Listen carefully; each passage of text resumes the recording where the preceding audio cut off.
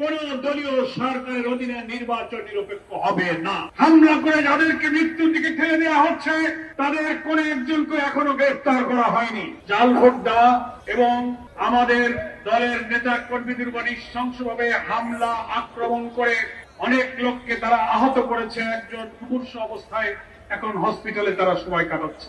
আমরা গতকালকে press briefing করে নির্বাচন চলাকালে দুপুর 12টা পর্যন্ত সমস্ত অনিয়মের প্রতিবাদ জানিয়েছি।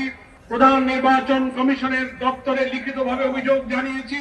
আমাদের প্রিয় নেতা জাতীয় সংসদের বিরোধী দলীয় নেতা আমিনুল জামাত জাতীয় সংসদে তার প্রতিবাদ করেছেন, অধিবেশন শেষে সাংবাদিকদেরকে বলেছেন। কিন্তু দুঃখজনক হলেও সেই সব ভোট ডাকাত, কেন্দ্র দখলকারী, হামলা করে যাদেরকে মৃত্যুর দিকে ঠেলে দেওয়া হচ্ছে তাদের কোন একজনকে এখনো গ্রেফতার করা হয়নি।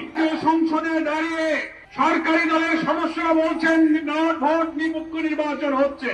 প্রধান নির্বাচন কমিশন তার কার্যালয় থেকে দুঃখের সাথে আমরা লক্ষ্য করলাম নির্বাচন চলাকালে এত কিছু বলার পরেও তিনি ব্রিফ করে বলছেন সেখানে নির্বাচন শান্তিপূর্ণভাবে হচ্ছে।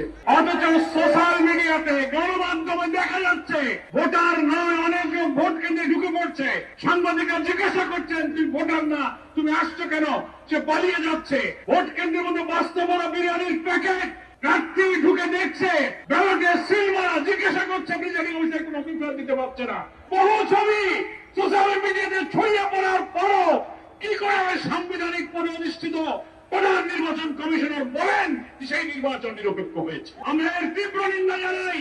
আমাদের আজকের মহানগরী নেতৃবৃন্দ বলেছেন প্রমাণ হলো এত রক্ত, এত অন্তর, এত জীবনের বিনিময়ে বিদ্যমান রাষ্ট্র আইন সংস্কার করে নতুন বাংলাদেশের জন্য যে লড়াই আমরা করছিলাম সেই লড়াইয়ের অংশ হিসেবে একটা নির্বাচনে যারা নির্বাচিত হয়ে ক্ষমতায় আসলেন তাদের অধীনে প্রথম এই উপনির্বাচনে আবার সেই আওয়ামী দুঃশাসনের মতো, এমনকি বিএনপির আমলে 94 মাগুরা ইলেকশনের দৃশ্য হয়েছিল, সেই দৃশ্যের মতো গতকালকে নির্বাচনে আবার প্রমাণ হয়েছে কোন দলীয় সরকারের অধীনে নির্বাচন নিরপেক্ষ হবে না। আমরা প্রধান নির্বাচন কমিশনারকে বলবো আপনি এই দুইটি আসনের নির্বাচনকে বাতিল ঘোষণা করুন।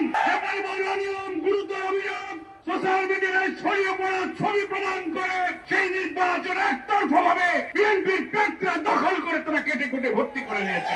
এই নির্বাচন আমরা মানি না। নির্বাচন বাতিল করতে হবে। এই দুইটি আসনে পুনর্নির্বাচন দাবি করছি।